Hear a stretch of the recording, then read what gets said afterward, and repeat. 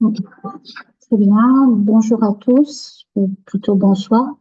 Donc, toujours dans le cadre de la formation continue et des visioconférences, nous allons parler aujourd'hui de l'hépatobiliaire, plus précisément du kyste du cholédoque. D'accord.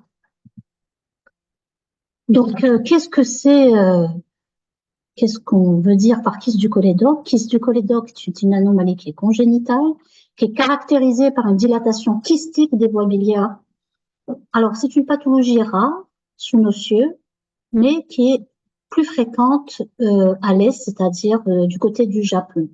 Donc, l'Asie de l'Est est fréquente. C'est une pathologie qui est fréquente. Donc, chez nous, l'incidence est à peu près de 1 à 100 000 à 150 000. On peut le voir à tout âge, cependant 60% sont diagnostiqués avant l'âge de 10 ans. Il existe une forte prédilection féminine avec un sexe ratio mâle-femelle de 1 à 4. Et comme je l'ai dit, il y a une grande prévalence du kyste du cholédoque en Asie de l'Est, particulièrement au Japon.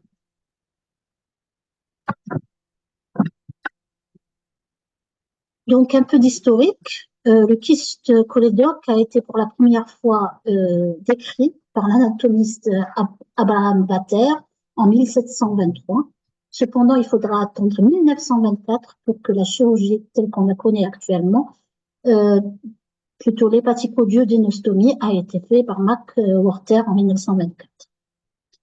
Nous sommes dans l'ère de la chirurgie mini-invasive, la première opération par laparoscopie avec excision du kyste et reconstruction par une anse en roue par Farello en 1995. Vous voyez que c'est relativement récent. Alors, pour comprendre les pathologies congénitales, il faut revenir à l'embryologie. Les systèmes biliaires extra-hépatiques et intra-hépatiques proviennent de l'endoderme sous forme d'unités séparées autour de la 4e semaine de gestation, à partir d'un bourgeon hépatique qui va se diviser en deux, ventral et dorsal. Les hépatocytes, les canaux intra-hépatiques, les canaux extra-hépatiques proximaux et la vésicule biliaire provient de la partie crânienne et la partie extra-hépatique distale. Les conduits naissent de la partie caudale de ce bourgeon hépatique. Vers la 5e semaine, le pancréas dorsal et ventral bourgeonnent. L'anatomie. Les voies biliaires sont le lien entre le foie, où la bile est produite par les hépatocytes et excrétée par les canicules qui vont se déverser dans les canaux intra-hépatiques et extra-hépatiques. Son action consiste à transporter la bile stockée dans le duodénum et régulée par le sphincter d'Oddi. Les voies biliaires ont également un diamètre moins de 100 micromillimètres. La bile s'écoule des hépatocytes vers le foie gauche qui va recueillir la bile des segments 2, 3 et 4, et le canal hépatique droit collecte la bile des segments 5, 6, 7 et 8. Toujours dans l'anatomie, il y a des variantes, il peut exister des variantes, donc il faut être vigilant quand on opère dans cette région. Jusqu'à 60% de variantes anatomiques chez les individus. Le canal droit et le canal hépatique gauche se rejoignent pour former le canal hépatique commun. Le canal hépatique gauche est généralement plus long que le droit et se trouve à l'extérieur du parenchyme du foie, le rendant plus accessible pendant l'intervention chirurgicale si nécessaire. La vésicule biliaire qui est kystique, le canal cystique rejoint le canal hépatique commun pour former le cholédoque ou canal biliaire commun. La voie biliaire commune est divisée en 4 parties, supraduodénale, rétroduodénale, pancréatique et intraduodénale, et se jette dans la deuxième partie du duodénum au niveau de D2 à l'endroit de la papille de Vater. À ce point-là, le canal pancréatique se rejoint pour former un court-circuit commun. Alors, sur cette diapositive, on voit bien les canaux hépatiques qui viennent du foie.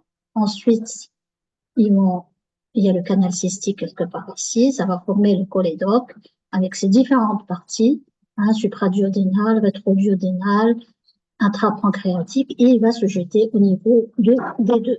Ici, on a le canal pancréatique, et ici, c'est la fameuse jonction bilio-pancréatique qui est importante dans la pathogénèse du kyste du cholédoque.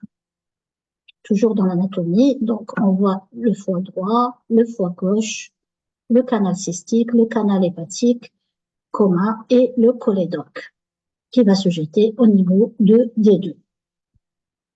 Alors, l'étiologie, la cause exacte du kysticolédoque reste inconnue. Cependant, il y a des hypothèses de pathogénèse. Alors, parmi elles, la faiblesse de la paroi du canal biliaire entraînerait sa dilatation, l'obstruction du canal cholédoque distal, puis la combinaison de ces deux éthiopathogynies, c'est-à-dire combinaison de l'obstruction distale et la faiblesse de la paroi des voies biliaires, mais surtout, dans 90% des cas, c'est une anomalie de la jonction pancréatico-biliaire, avec comme conséquence reflux d'enzymes pancréatiques dans le canal biliaire principal, suite à cette anomalie de jonction pancréatico-biliaire. C'est la théorie qu'on retient le plus souvent. Donc, un long c'est quoi un long canal, hein? Ce fameux long canal qui est l'éthiopathogénie est défini comme une jonction des deux conduits au moins à 1 cm avant le sphincter. C'est-à-dire qu'il y aura un canal commun qui va être à 1 cm avant sa déversation dans le sphincter dédié dans la paroi duodénale. Cette théorie implique que les sucres pancréatiques et leurs enzymes protéolytiques refluent dans le canal biliaire principal distal et va affaiblir l'intégrité du tissu canalaire, entraînant une dilatation progressive et la formation de kyste du cholédoque. Cependant, il y a aussi la base génétique. Il y a une base génétique à la maladie, puisque les kystes du cholédoque se produisent de concert avec d'autres dysfonctionnements du système organique. Les kystes sont couramment identifiés chez les patients atteints de fibrose hépatique congénitale, de kystes biliaires intrahépatiques et de maladies polykystiques du rein. Alors, c'est un malade qu'on a fait la semaine passée. Qu'est-ce que vous voyez ici sur cette image péropératoire de notre malade du service? Vous avez un kyste biliaire. Ici, on est enchâssé dans le foie. Vous avez le canal hépatique droit, le canal hépatique gauche et le cholédoque.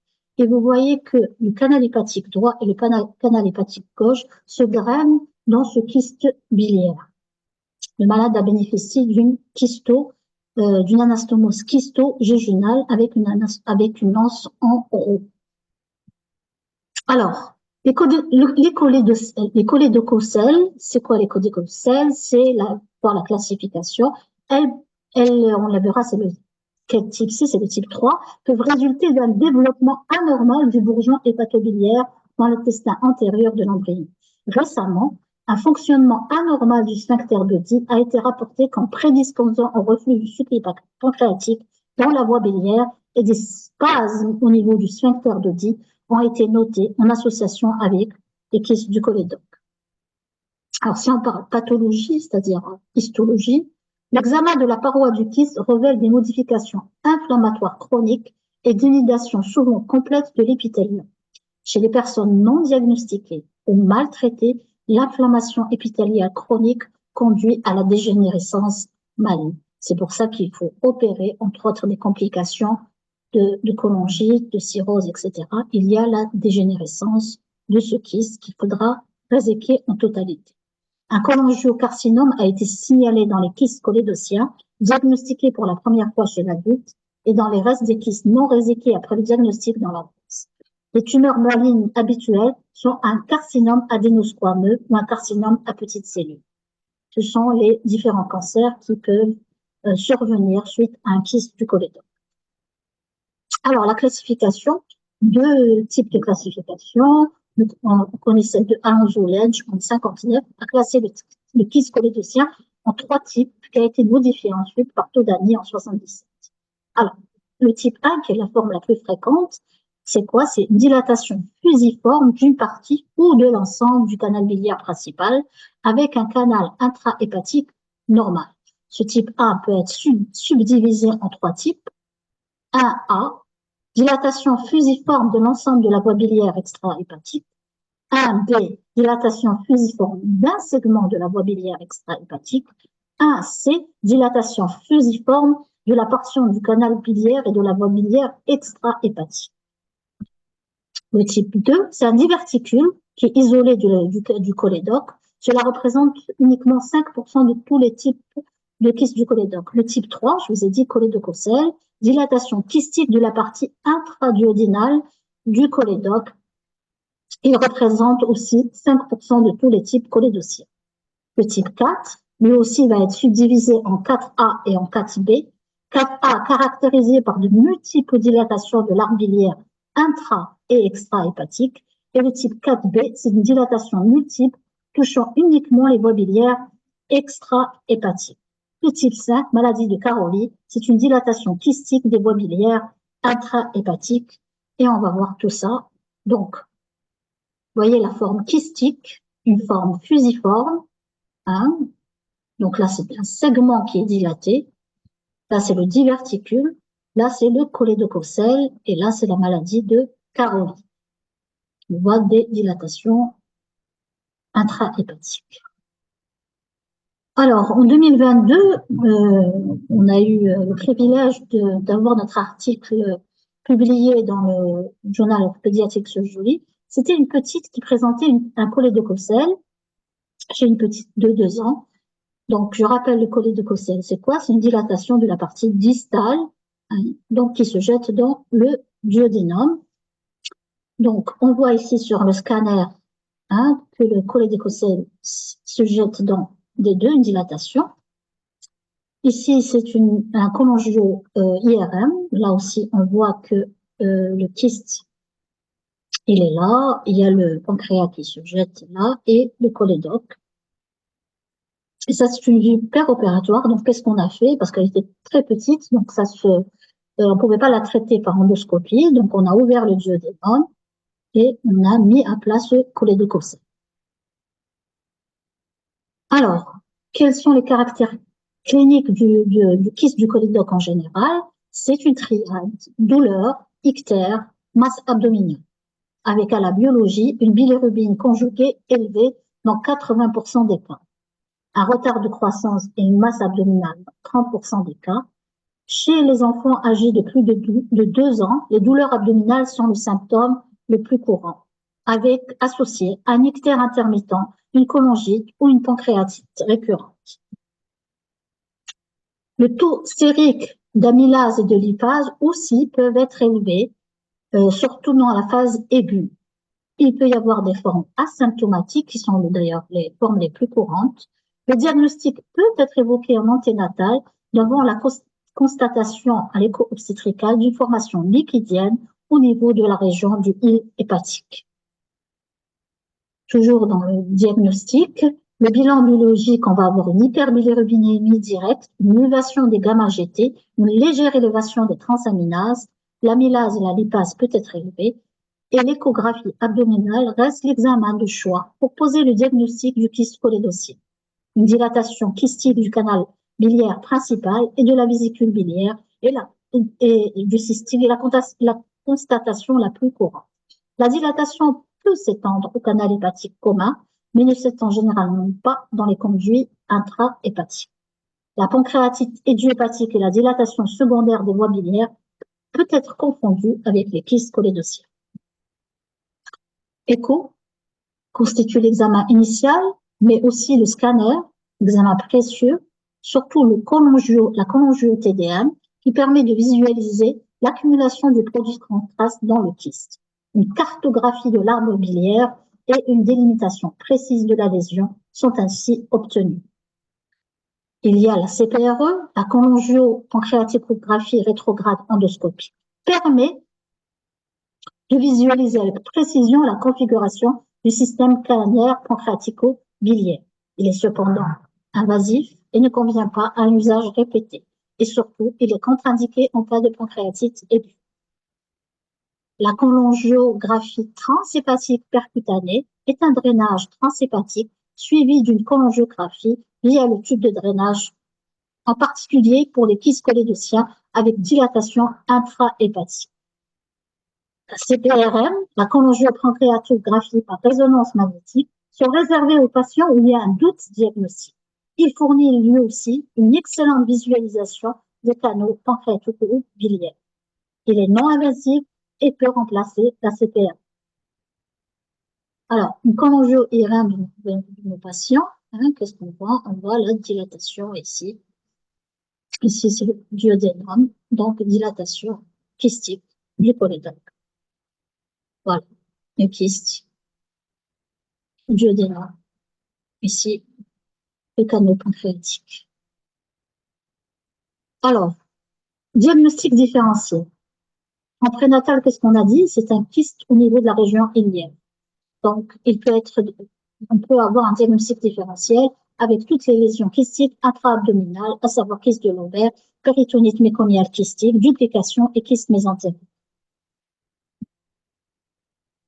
Pourquoi on opère les kystes du cholédoque? Parce qu'ils peuvent compliquer, et ce sont des complications graves, à savoir la cholangite, la pancréatite, la cirrhose biliaire, l'abcès du foie, la lithiase biliaire, l'hypertension portale, la rupture du kyste peut arriver, hein, surtout les kystes gérants sous tension, et la dégénérescence maligne qu'on a vu tout à l'heure, les différents tumeurs malignes qui peuvent toucher le kyste de cholédoque non traité ou insuffisamment traité. Le traitement. Qu'est-ce qu'il nous faut? Les préambules du traitement. Une cholangiographie péropératoire est obligatoire pour définir l'anatomie précise. Alors, cholangio péropératoire, maintenant on utilise l'endoscopie. On va voir maintenant.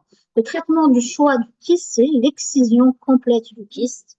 Il est recommandé, bien sûr, de faire en début d'intervention une biopsie hépatique afin de déceler des signes précoces de cirrhose hépatique. Les voies d'abord, on a la laparotomie, transversale succimbénicale, la laparoscopie et la robotique. Le kyste de type A est traité par excision chirurgicale totale du kyste avec cholécystectomie et une anastomose hépatico-jéjunale en haut, en Y. L'hépatico-duodénostomie peut être préférée à l'hépatico-jéjunale. Cependant, on a retrouvé un taux élevé de reflux duodénogastrique par rapport à l'hépato-jéjunostomie. Mais en cas de reprise, il est mieux d'avoir une anastomose hépatico-duodénale. Alors, le traitement, il consiste à quoi? On a le kyste ici. Il faut le réséquer ici, généralement à 1 cm, des canaux hépatiques. Et là, il faut qu'il soit à ras du pancréas. On va voir. On peut l'ouvrir dès qu'on assise ici. Comme ça nous permet de mieux disséquer le kyste. Parce que derrière, qu'est-ce qu'il y a? Il y a la veine porte, il y a l'artère hépatique. Donc, c'est une région un petit peu délicate. Et l'anastomose, on va voir sur le bord anti-mésentérique du jéjunum qui est passé en rétrocolique avec le canal hépatique commun. L'excision du kyste. Il y a généralement des adhérences entre un kyste cholédocien et les structures environnantes. Donc, il faut bien entendu les libérer, des fois des adhérences avec le duodénum. Il faut disséquer correctement ce kyste et des fois on est obligé d'ouvrir la paroi antérieure pour mieux disséquer la paroi postérieure qui peut être adhérente au niveau de la veine porte. Voilà, ici, on voit le kyste. On a coupé au niveau du canal hépatique commun, la veine porte et les artères hépatiques. L'excision du canal commun distal, près du pancréas, afin de prévenir la pancréatite post-opératoire ou la formation de calcul due à la formation d'un kyste résiduel. Le canal biliaire principal, distal, doit être réséqué au plus près de la jonction canalaire pancréatico-biliaire. Dans le type kystique, le canal biliaire principal distal est étroit, et dans le type fusiforme, ça peut être un peu plus difficile. C'est pour ça qu'on sait d'une endoscopie péropératoire pour en même temps laver les débris dans la partie distale, comme on va voir là. Voilà, en haut, une coupe. Et là, on va vraiment au plus près de la jonction entre le cholédoque et le canal pancréatique. On insère un endoscope afin de laver.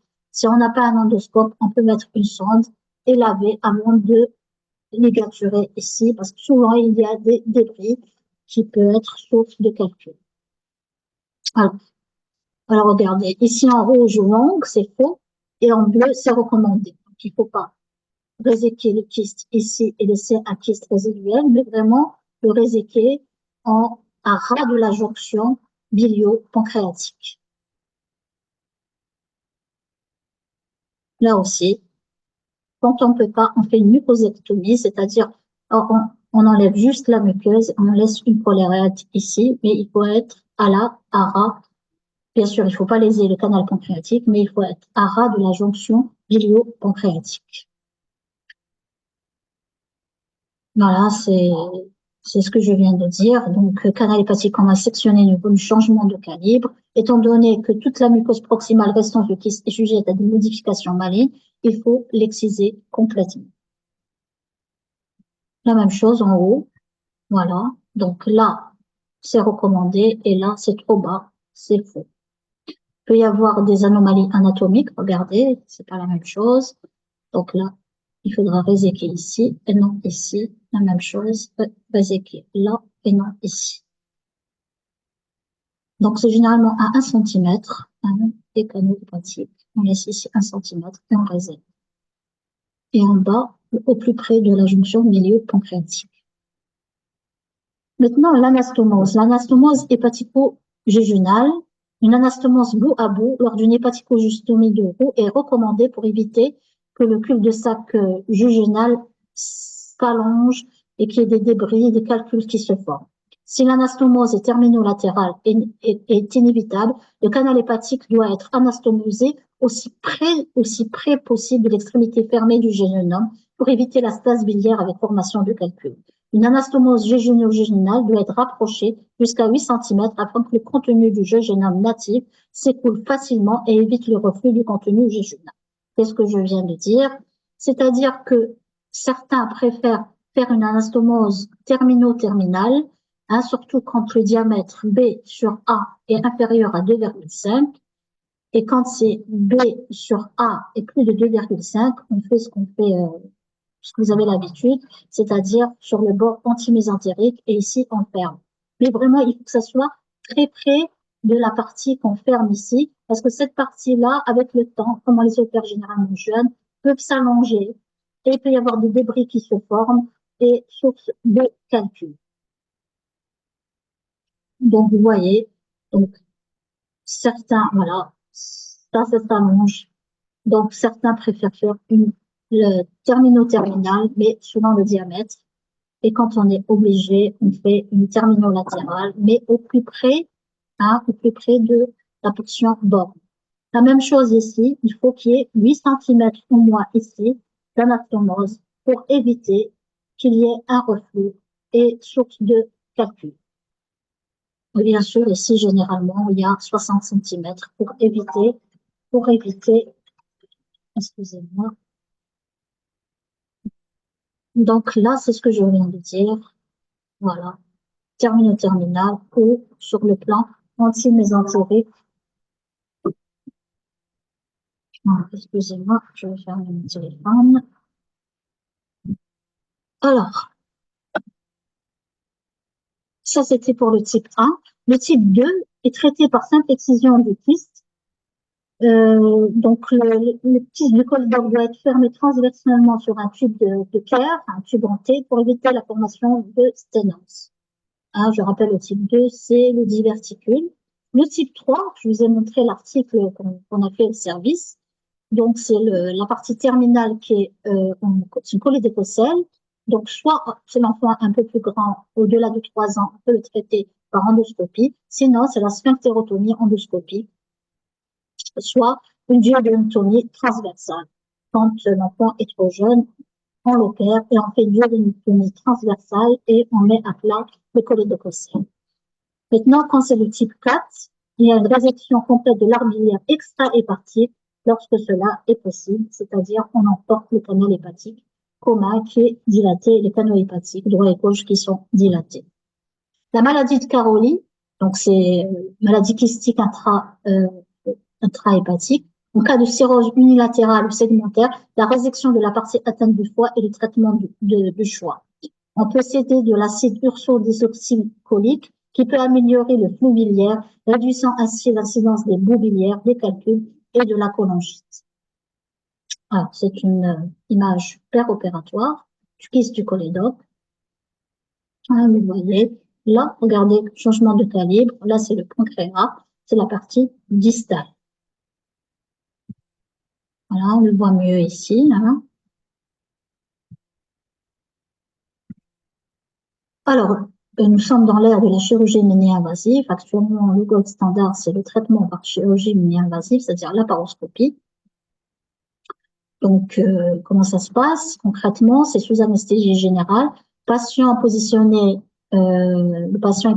au pied du bloc opératoire, c'est au pied de la table. Position Trendelenburg inversée, le chirurgien il est au pied du patient, un assistant à gauche du chirurgien, un autre assistant à droite du chirurgien. On utilise l'open celio comme toutes les techniques de mini-invasive chez l'enfant. On préfère l'open celio à l'aiguille de Vérez que les adultes utilisent.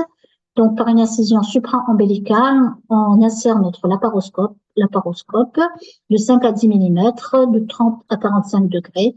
Un pneumopéritoine est insufflé selon l'âge de l'enfant. Là, j'ai mis 10 à 12 mm, ce qui est énorme, mais ça dépend de l'âge de l'enfant, de 8 à 12. Donc, ça dépend de l'âge. Trois des trocars supplémentaires du 5 sont insérés à droite, le cadran supérieur et la zone para-ombilicale gauche, et le cadran supérieur. Donc, ça, c'est la position côté anesthésie. Le patient, il est en bout de table. Le chirurgien, il se trouve là, entre les pieds du patient. Ses aides à droite et à gauche.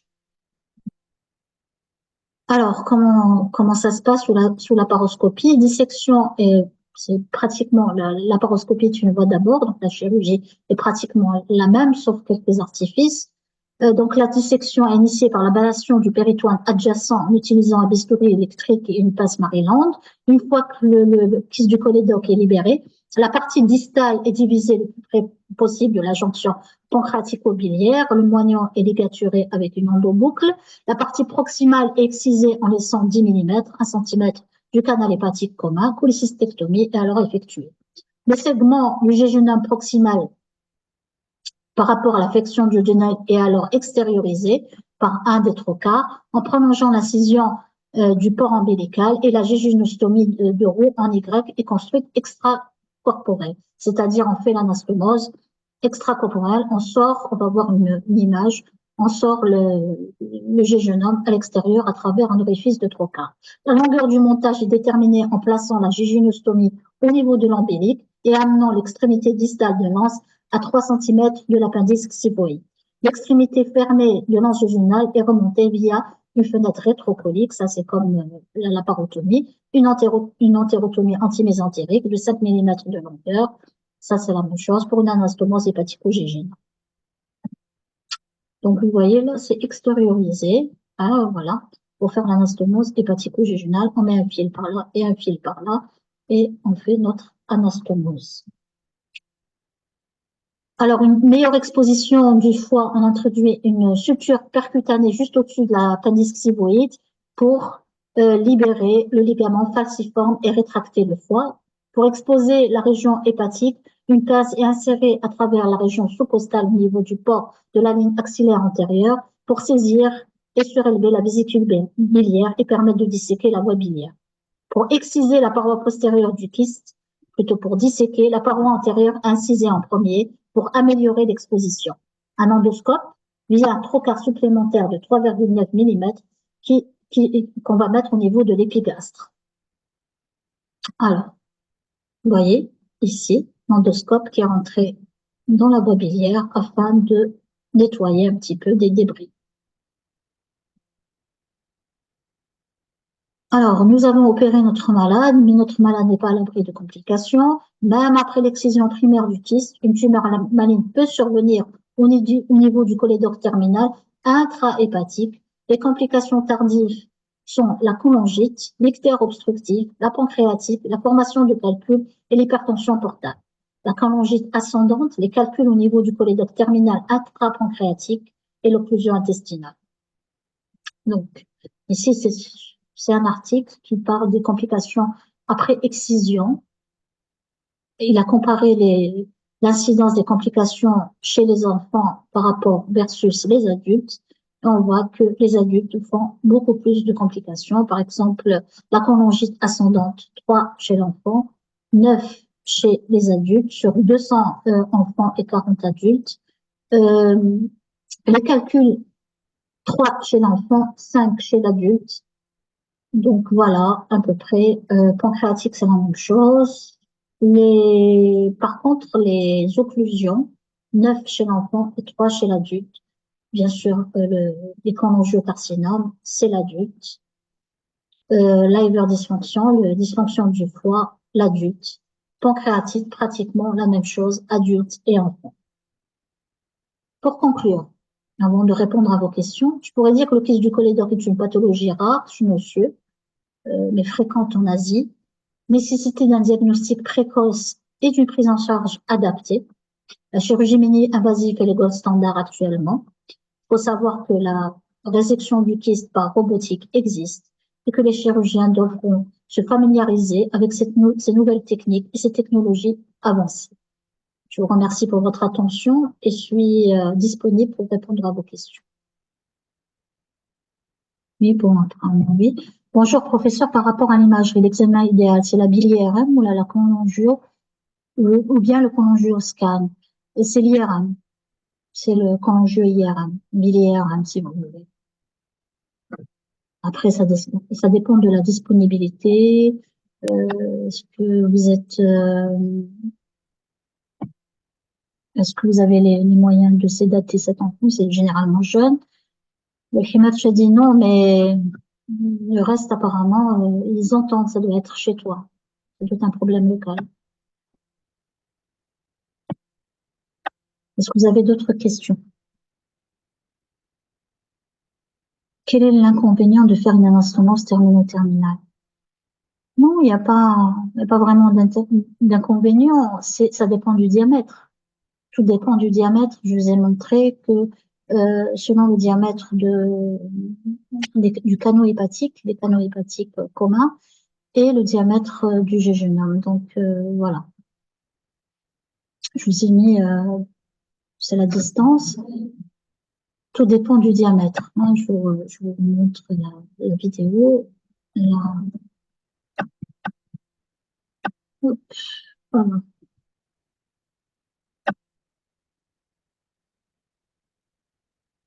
Voilà. Vous voyez, donc c'est par rapport à le diamètre du jéjunum et le diamètre du canal hépatique commun. Donc on a dit ici B, la surface du jéjunum, le diamètre, pardon, sur A, le diamètre du canal commun est moins de 2,5, on peut faire notre anastomose tranquillement. Mais si celui-ci, regardez là, le jéjunum, le diamètre du canal hépatique est très petit, donc B sur A est supérieur à 2,5, donc il vaut mieux faire une anastomose au niveau anti-mésentérique terminaux latéral. Donc c'est une histoire de diamètre. La plupart préfèrent une anastomose quand cela est possible, terminaux-terminal. Est-ce que j'ai répondu à votre question? Alors, et pour l'anastomose jéjuno-jéjunale, l'idéal est de faire une anastomose termino-terminale. Comment tu veux faire une termino-terminale? C'est impossible de faire un termino-terminal. Alors, comment tu veux faire un termino-terminal ici? C'est toujours termino-latéral. Tu incises ici. Là, juste, j'ai dit qu'il fallait que l'anastomose soit au moins de 8 cm pour éviter le reflux, donc un adossement d'au moins 8 cm. Donc, c'est toujours termino-latéral pour l'anastomose jéjunale.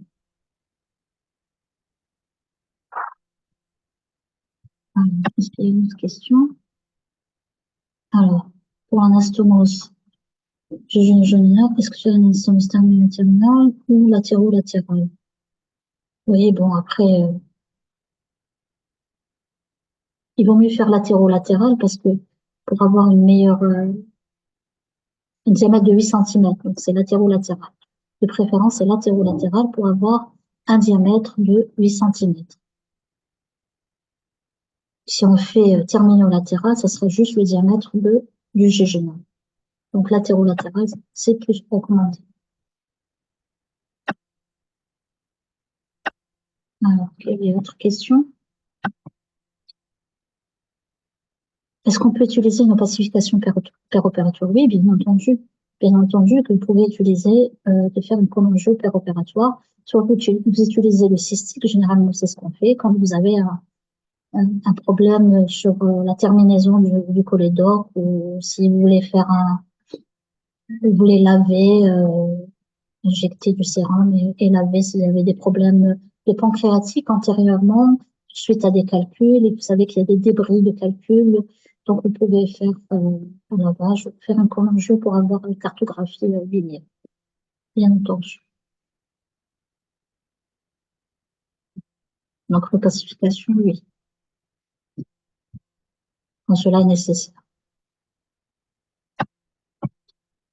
Est-ce qu'il y a d'autres questions à propos de la dissection du kyste vers le bas? Segment distal, oui, c'est quoi la question? Vous voulez que je la reprenne? Je vais la reprendre.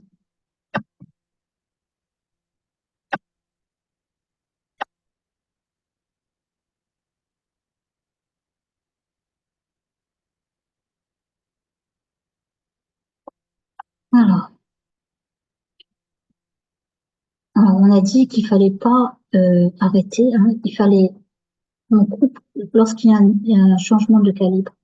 Donc, tout dépend de la forme fusiforme ou kystique. Vous voyez ici, c'est très bas. Donc, il faut couper au niveau de la jonction pilio-pancréatique. Il ne faut pas couper ici. Il ne faut pas couper dans les zones dilatées. Parce que le kyste que vous allez laisser, le kyste résiduel, va dégénérer. Donc, il faut couper le plus bas possible. Si on n'arrive pas, il faut faire une mucosectomie, c'est-à-dire il faut juste enlever la muqueuse. C'est la muqueuse qui dégénère et couper ici. Ah, voilà. Et laisser cette collerette sur le pancréas. Est-ce que c'est clair ou bien?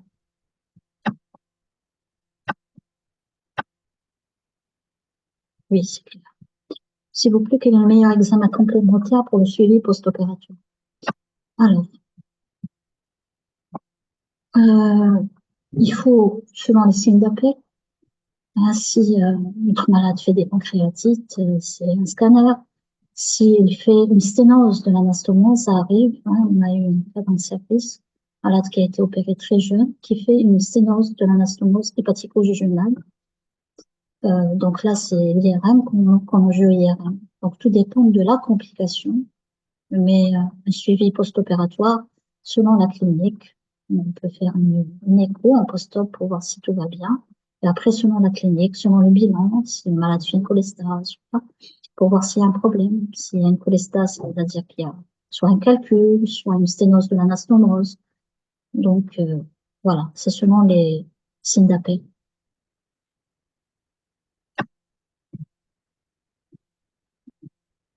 On a vu tout à l'heure les complications post-opératoires. On va les reprendre, s'il vous plaît.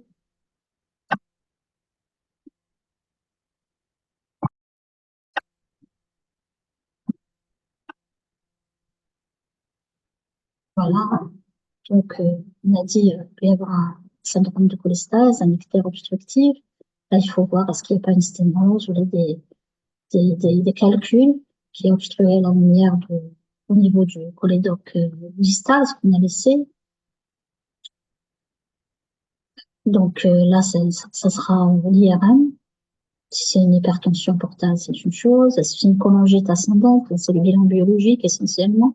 Est-ce que c'est une pancréatite? Est-ce que c'est une occlusion? C'est une occlusion intestinale, donc ça va être commencer par un ASP pour voir s'il y a des niveaux hydroïdes. Donc tout dépend de la complication et le signe d'appel pour demander un examen paraclinique ou biologique.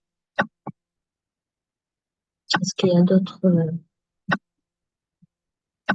questions? Oui. Oui. Est-ce qu'on peut faire une anastomose hépatico-jejunale? Alors, il y a deux questions. Et en cas de diagnostic anténatal, quel âge on peut opérer? Alors, l'hépatico-jejunale, oui, beaucoup la font, mais je vous ai dit, il y a un risque de reflux important.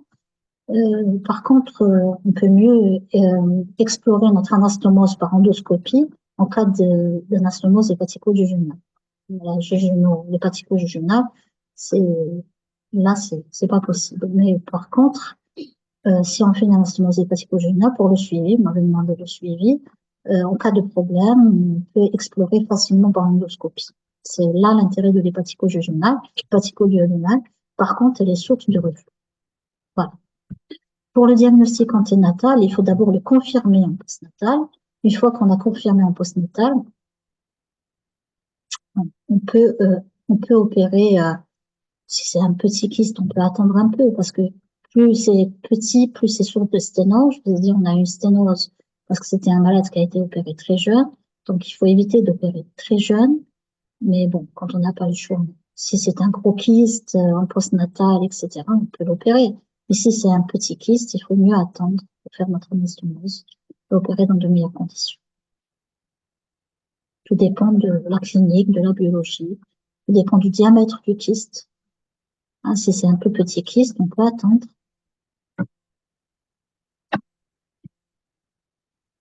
Donc, j'ai répondu pour l'anastomose hépatico-duodénale et l'âge d'opérer en cas de diagnostic anténatal. Est-ce qu'il y a une autre question?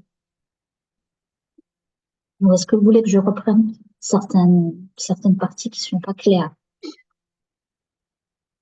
Si en opératoire, on trouve des calculs biliaires, la conduite à tenir, s'il vous plaît.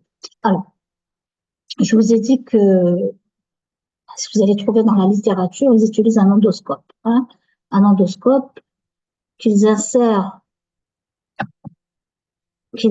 à travers, voilà, qu'ils insèrent ici à travers le cholédoque et ça permet de voir s'il y a des débris et on peut laver.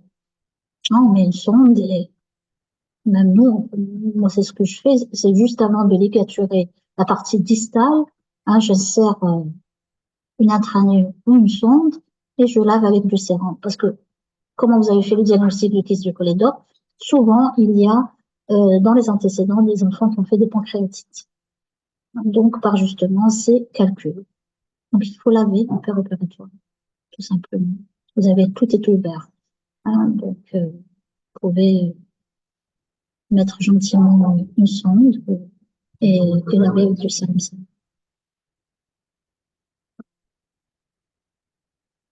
Une intranée et laver. Et ça va s'écouler à travers l'orifice naturel, c'est à travers le duodénum. Ça va entrer dans le système digestif, ça va traîner. Donc, pour les calculs biliaires, je pense que j'ai répondu. Est-ce qu'il y a d'autres questions?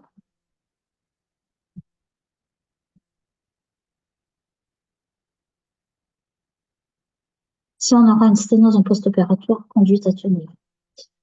Non, ça nous est arrivé, donc c'est la reprise chirurgicale. Parce que, je vous ai dit, l'hépatico-duodénale, on peut la visualiser et éventuellement dilater endoscopiquement, mais l'hépatico-gingivale, il y a un moyen transhépatique de visualiser cette anastomose, mais très peu la font. Donc, c'est la reprise chirurgicale, c'est la révision de l'anastomose. Il faut reprendre. Comme toutes les sténoses, il faut reprendre. On va arrêter la visioconférence s'il n'y a plus de questions. Il y aura peut-être fin février ou le début mars des conférences sur la néonatologie, atrésie de l'œsophage, omphalocèle. Je vous communiquerai les dates. Voilà. Si vous n'avez plus de questions, donc on va arrêter la visio. Je vous remercie pour votre attention et je vous dis, Inch'Allah, à d'autres visioconférences. Bon courage à tous.